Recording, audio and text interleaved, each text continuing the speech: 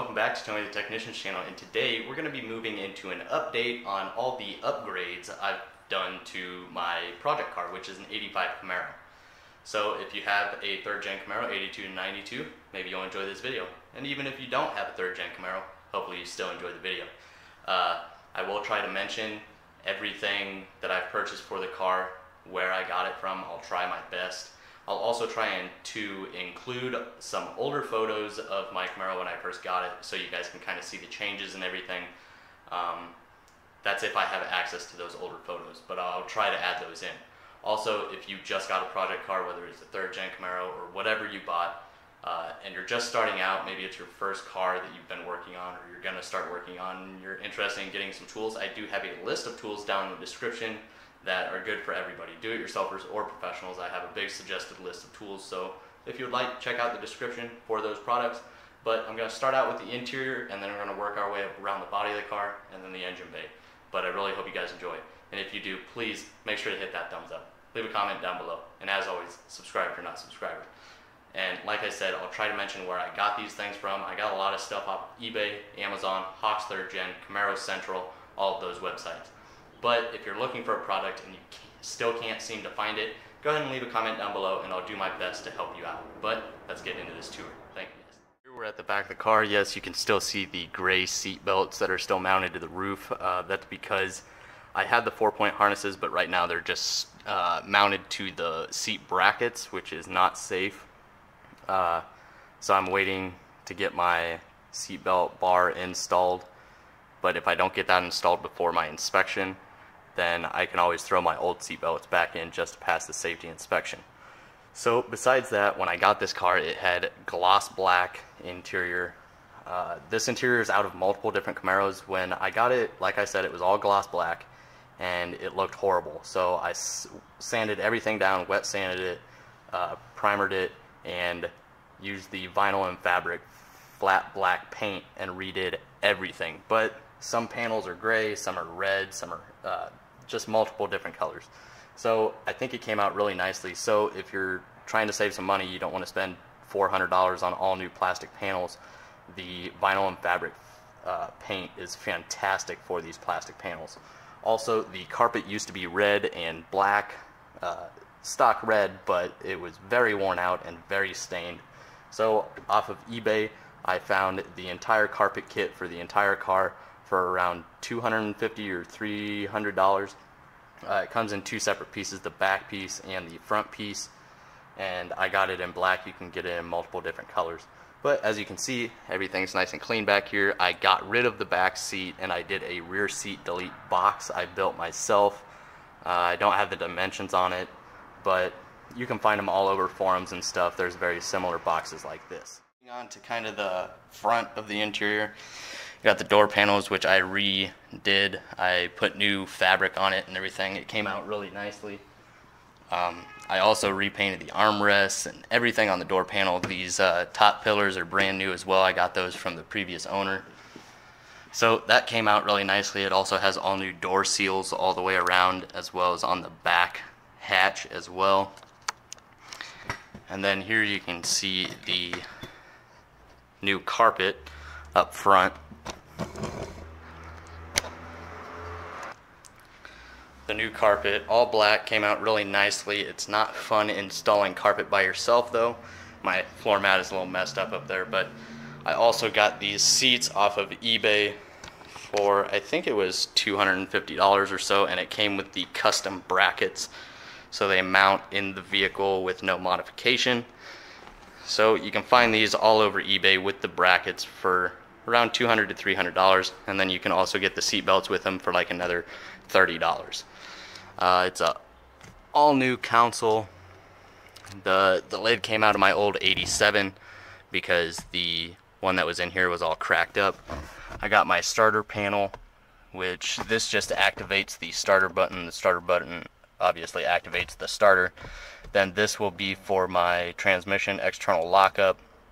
My lights, I have LEDs in the headlights. It also activates the gauges on my dash. And then I have my fan, because the previous owner had the fan wired up to a switch, so I just moved it to here. And then this will be for the nitrous after I get the engine running and tuned well. but then I also did the dash cap, and it came out really nicely. Sorry about the lighting, guys. And then the aftermarket steering wheel was already in here. I wish I could show you guys all the lights, but the gauges and everything, I did replace every single light on the vehicle with LEDs, and it works just fine. They have a custom relay for it that'll let you operate all the LEDs inside your vehicle.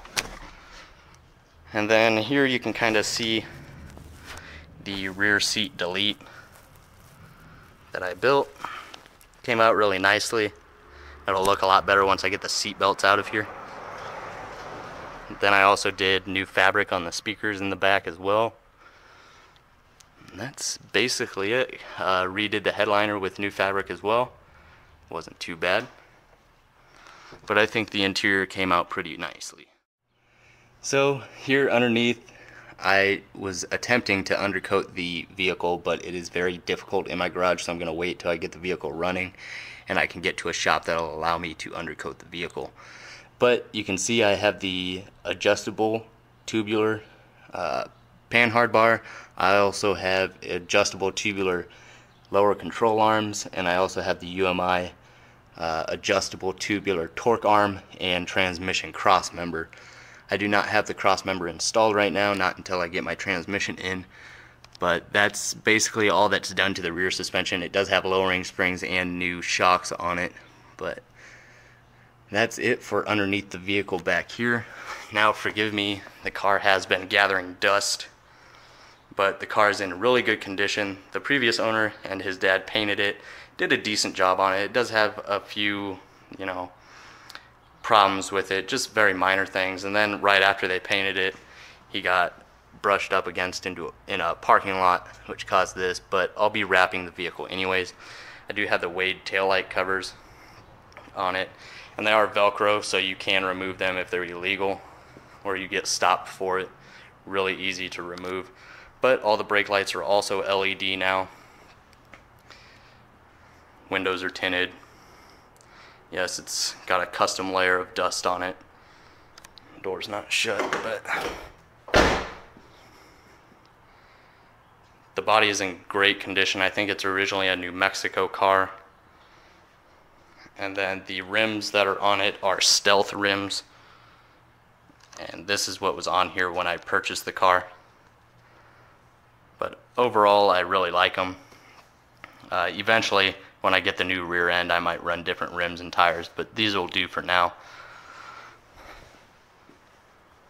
And then on the front, the only thing that's different are the lowering springs. And then I did get the smoked housings for the corner lights and the front blinkers.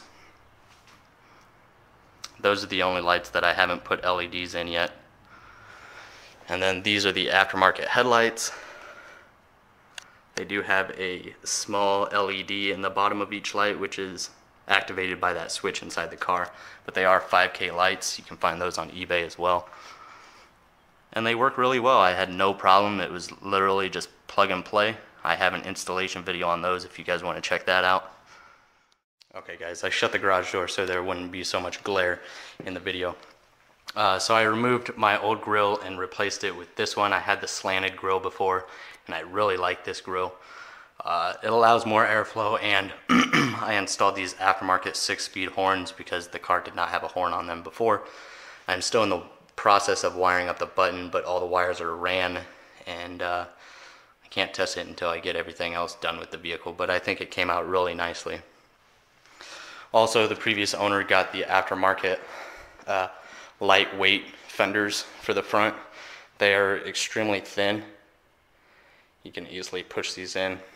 Not sure how much of a difference they make, but they came out really nicely. They did a good job on the body, except for these self-tapping screws right here in the front lip. I don't know what that's about, but I'm gonna have to fix that. Then same thing over here, smoked corner light.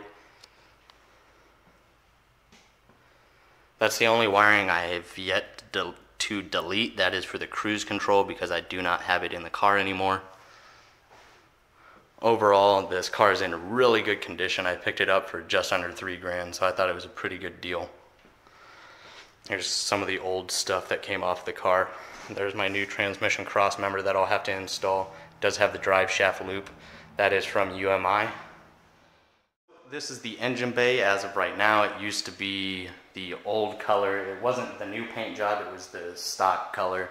It was kind of this similar color, but it was pretty faded and dirty. So I went ahead and used the high temp flat black paint to paint the engine bay, and it came out really nicely.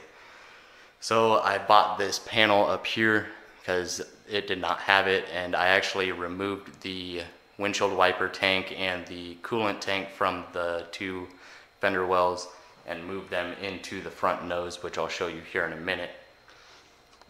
But other things that I've done to the engine bay is I completely redid the wiring, kind of hid what I did not need and ran what I did need for this new engine. I have the solid motor mounts. I have all new sleeving over all the wires, no more of that plastic stuff. Here's what remains of the plastic sheathing. I went with the split loom nylon braided stuff. It works great. You can get it in all different sizes. I got the AC delete blower box. I also had it hydro dipped carbon fiber, so that came out really nicely.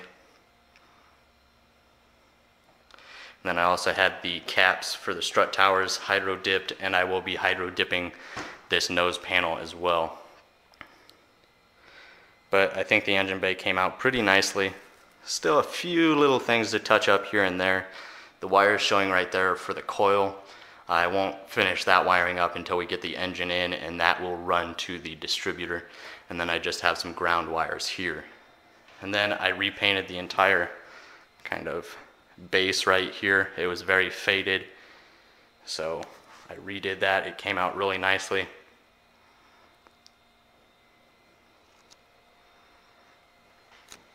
Kind of give you guys a quick tour of everything. Then I have here a power distribution block.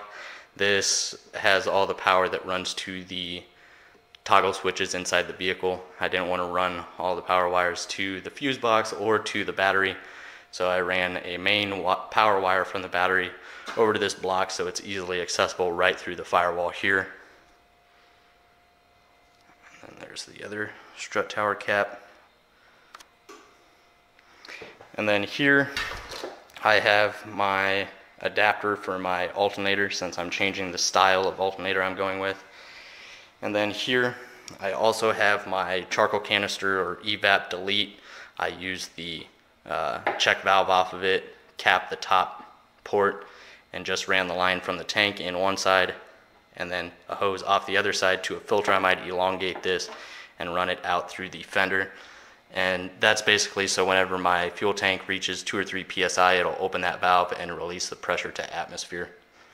Because that charcoal canister is ugly, and I didn't even want to attempt to mount it underneath the vehicle or anything like that. I also have black braided fuel line with 6AN fittings that I will be installing, but I'm going to wait till I get the engine in the vehicle before I do that.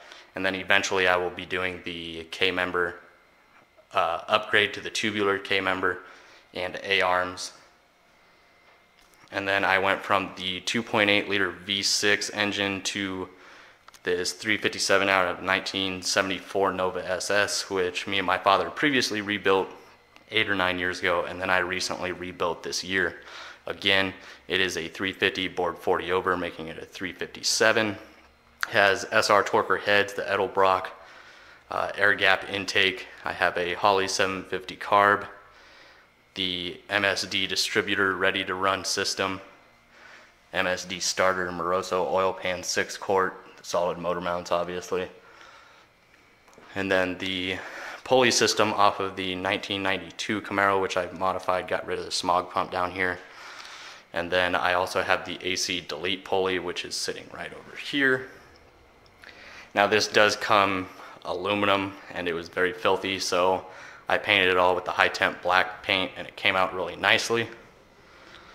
And then I have Scorpion roller rockers as well, and the cam came out of a 383 stroker crate motor. I don't have the specs on it right now, but we're hoping for around 400 horse, and then after I get it tuned and I know it's running well, no leaks or anything like that, we'll worry about running the nitrous after that. Alrighty, YouTubers, so that's basically it for my upgrades on my Camaro. As you guys know, I completely redid the interior, all new insulation as well, which I forgot to mention. I did it's kind of like Dyno Mat. You can get it at Menards or Lowe's or Home Depot. It's basically a roofing tar. It's like aluminum foil on one side and tar on the other. I lined my entire trunk with that. It's really cheap compared to Dyno Mat, but basically the same thing, and it really helps with noise, vibration, and insulation.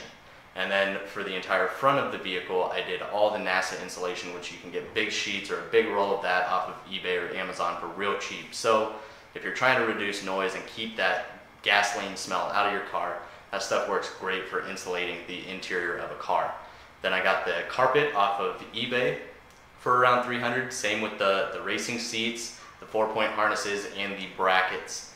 The dash cap I think I got off of 1A Auto or something like that, but that runs around $100, which is really nice, really easy to install. I think I did a video on that as well.